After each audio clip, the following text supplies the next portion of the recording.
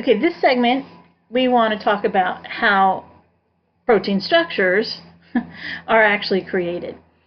And so in the little picture here, the image that I have for you, you can see that we have 4 different levels of protein structure. The first one here is called primary structure. Then we have secondary structure, tertiary, and quaternary. Okay?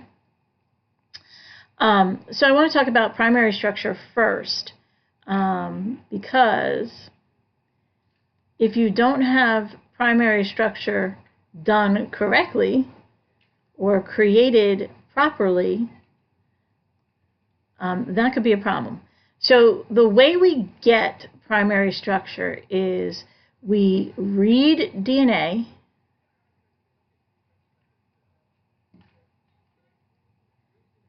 and make RNA from it, and this is in a process called transcription. So the information that is carried in the code on DNA is transcribed, and we make messenger RNA out of it. The next thing that gets done is messenger RNA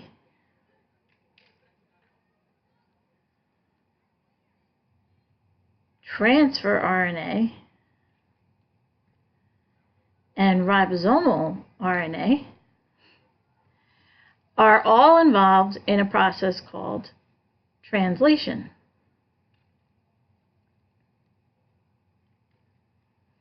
Which is the actual forming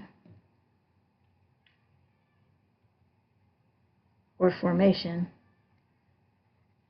of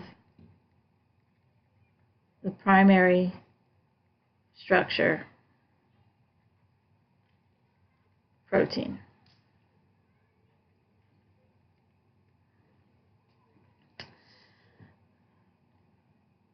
This is incredibly important, because if this isn't done correctly, if we don't make RNA through transcription that is appropriate with the appropriate code, and then that messenger RNA doesn't get translated by ribosomal RNA and transfer RNA, notice we're talking about nucleic acids here already, through translation, then the formation of this amino acid chain here, this amino acid chain, isn't going to be appropriate for it to either twist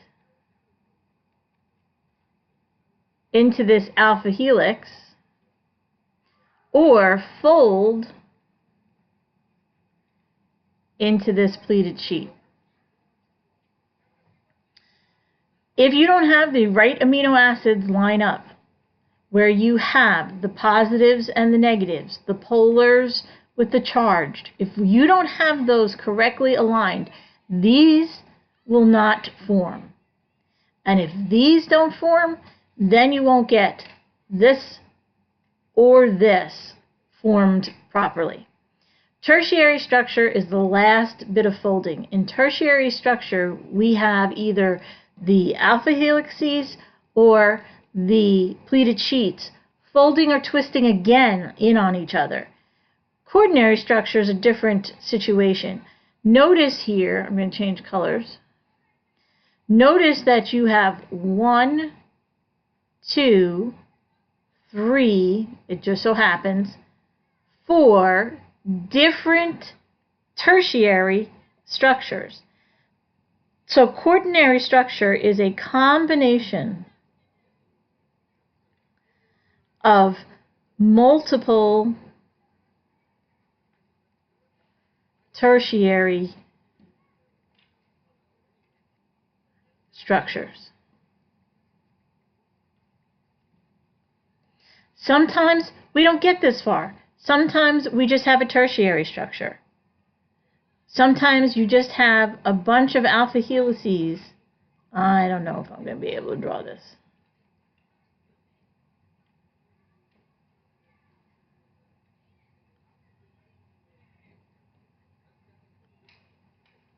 folded on each other. That's not bad. Other times you just have pleated sheets that are folded. It depends, again, on what the structure is supposed to be doing. What's the function of the protein? So if you don't have this initial transcription done correctly, making messenger RNA, then this messenger RNA is not going to carry the direct code or the correct code for translation. And if that translation isn't done with the proper amino acids in line, you're not going to have a primary structure that goes any further. Sometimes you will, on accident. Sometimes you'll get a totally different protein. Different things can happen, as you can see, or you may have seen if you've read the enzyme paper. But because I started with protein structure being so terribly important, we could not talk about this whole idea of the DNA and moving into RNA and into protein. Into the actual protein. And it kind of is a good segue. So let's take a minute to kind of create that transition into our next macromolecule, which would be the nucleic acids. I want to leave you in this segment with a final thought, and that's the thought that we just brought up when we were talking about the construction of those polypeptides and then their further structures. When we get to these two macromolecules, when we talk about proteins and nucleic acids,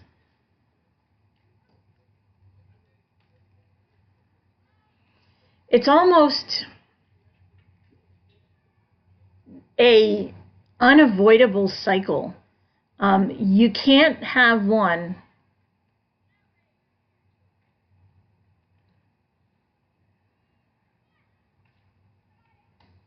without the other.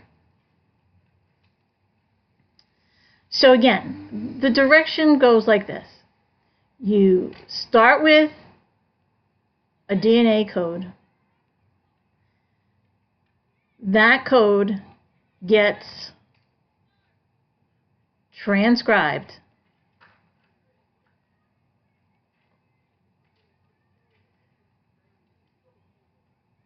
into RNA.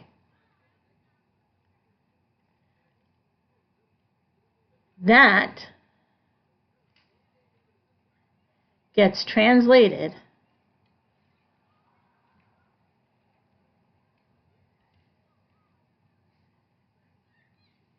into the protein. However,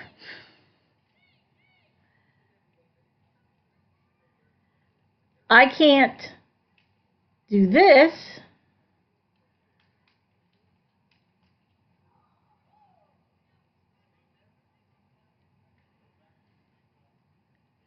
without proteins, specifically enzymes. I can't do any transcription without enzymes. I can't do any kind of translation without enzymes. That becomes a huge thing in its own chapter. This whole connection between proteins and nucleic acids becomes its whole thing, a whole thing of its own in its own chapter. So that's as far as I want to go with talking about their connection. So there's going to be two remaining segments for this section. I want to have you watch or talk, listen to me, I guess is really what it is, about enzymes. Brief, short one. And then I want to talk about the DNA and the RNA themselves and kind of prep you for moving into that later chapter. So there's going to be two additional segments. Just make sure you look for them. It would probably be most beneficial to do the enzyme one first and then do the nucleic acid one. Okay, so you're ready to go on to the next sections now.